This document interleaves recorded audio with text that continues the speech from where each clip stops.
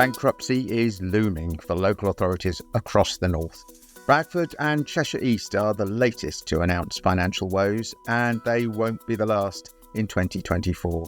I'm David Thame, Analysis Editor at Place North, and in today's Place podcast, the first of the new year, we're asking how local authority finances got this bad and why the property market should care.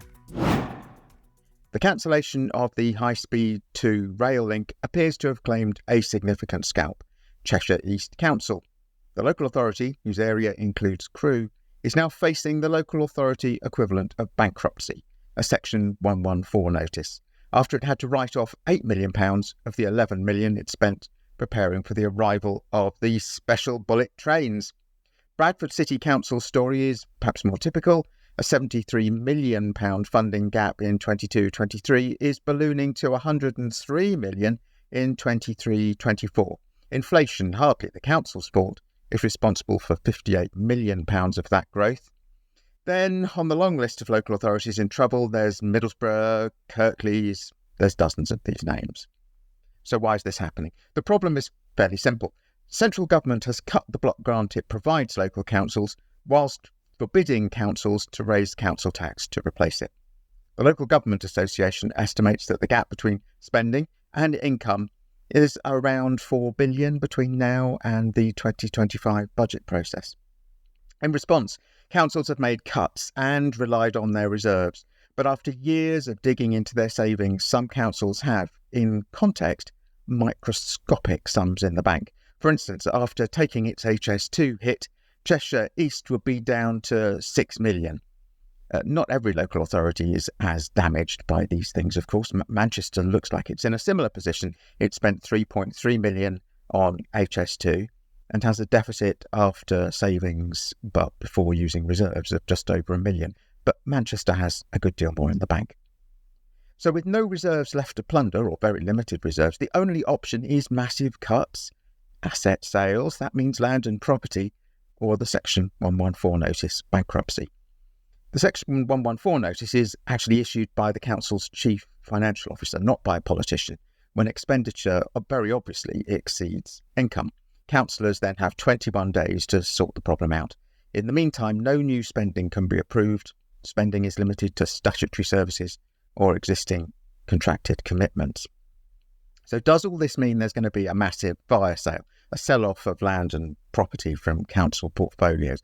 Well, maybe. Some local authorities are already talking in these terms. Bradford's ruling executive is, for instance, and this is a quote, considering ways to balance the books alongside the development of a significant savings plan, says the council's financial officer's report, is the development of a comprehensive transformation programme and a plan for the disposal of council-owned land and assets. So it's pretty clear that they are thinking of a sellout.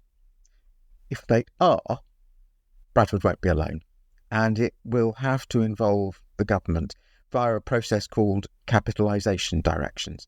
Now, these directions, not issued very often, come from Whitehall and are frequently branded or marketed as bailouts.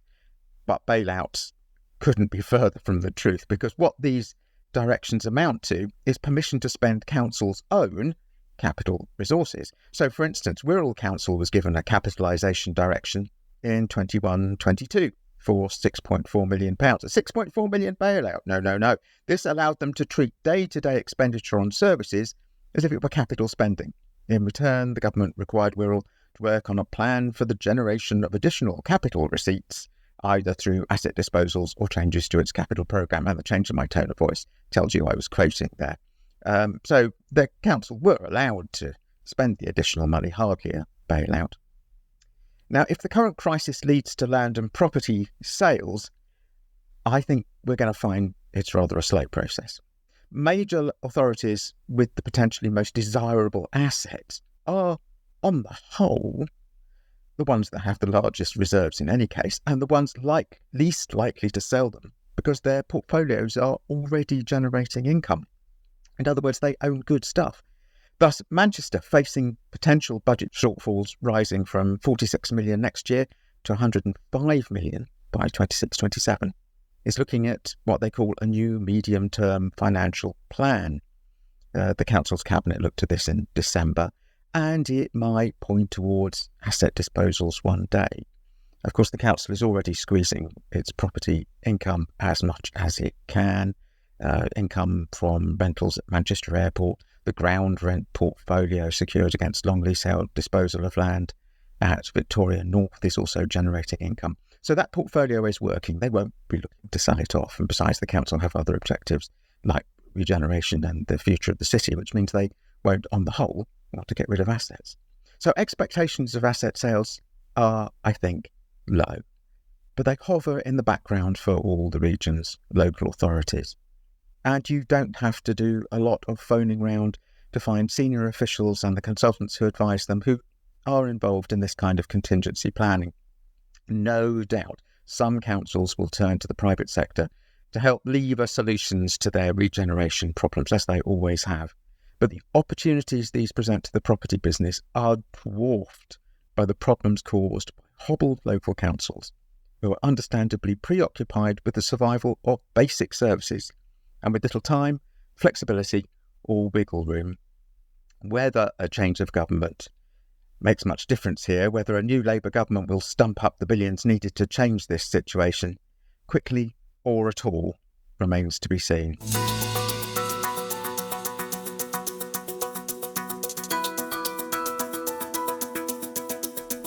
Your weekly look at who's going up and who's going down. And there are two things you probably should not ignore in the coming year. Student housing is attracting yet more big money, and the gravity-defying hotel sector continues to rise. Doors closing, going up. Aviva investors agreed to buy a 240 million student bed portfolio amounting to about 1,800 student places, including two 400-plus hubs in our region, one in Newcastle and one in Liverpool, along with a smaller outfit in Durham. The Liverpool buy, which sounds like a bit of a bargain, also came with a Premier Inn hotel and a Lidl, so well done, Aviva. The deal with CBRE Investment Management comes as investors reckon the continued shortage of UK student beds makes it a safe inflation hedging bet. This development is part of a load of others, particularly in Leeds. The car park at Joseph's Well, the Park Lane office building, is being prepped for a 14-storey PBSA scheme by developers Pullens. If planners agree, it could see 242 new student rooms. In this kind of super hot student housing market, the loss of 81 parking spaces, which is what this scheme involves, will hardly be noticed. On a similar theme, a few days earlier, Town Centre Securities, also in Leeds, of course, decided to add 1,100 student beds to their new residential wing at the Merriam Centre, carved out of the former Wade House office block in this case. As we've reported, Place Yorkshire has reported, research commissioned by Cushman and Wakefield in support of the application said there was potential demand for around another 26,000 new student beds in Leeds. So no wonder this one is tipped for upwards movement in the Place elevator. Leeds hotels also going up. We saw a fascinating data drop from Knight Frank and their companions Hot Stats on the regional hotel market in the days before Christmas. This is the UK Hotel Trading Performance Review 2023, if you want to Google it. The background is that hotel room occupancy is up in the regions, and for the first time in a while, it's also up in London too, which is interesting. Average daily room rates are rising, and increased prices imposed by operators are sticking. Regional average daily room rates have nudged above £100 for the first time ever, as far as we can tell. And yes, occupancy is still a shade under pre-pandemic 2019 levels, but everything is pointing in the right direction. However, if you do Google that report and you scroll down to page 30, then the real fun begins. There's two tables you need to have a look for. One is a lagging indicator and one is a forward-looking indicator. The lagging indicator shows the volume of newly built rooms as a proportion of the active hotel market in each city. So it tells us what investors and hoteliers were thinking 2 or 3 years ago when they started to make the plans that are coming to fruition now. What it shows is a slowdown in development in Manchester, where the active supply pipeline promises to add 6.9% to the city's total supply of hotel rooms. And it shows an absolutely monster acceleration in Leeds, where it's 14.2% up. There's growth too in Liverpool, up about 7%, and in York, up about 5%. But revenue per available room is more of a forward-looking indicator. And looking at this, what it suggests is that developers and investors will have some interesting decisions to make about where they invest tomorrow. Here, the data from Hotstats and Knight Frank compares 2019 figures to 2023. And what it shows is that Manchester's revenue per available room, RevPAR, has barely moved up from about £79 to £82 in the course of best part of 4 years. York, likewise, £80 to £83, and Liverpool a little but not a lot, £72 to £79. Yet in Leeds, the figure has stormed up, £59 to £74. More hotel development in Leeds is the inevitable result of this kind of data. So that's it for this week. We've gone up in the elevator, we've looked at local authority finances, and we're not expecting a massive and hasty asset sell-off. For more about the built environment in the north, visit placenorth.co.uk. I've been and still am David Thame, and I'd like to thank you for listening.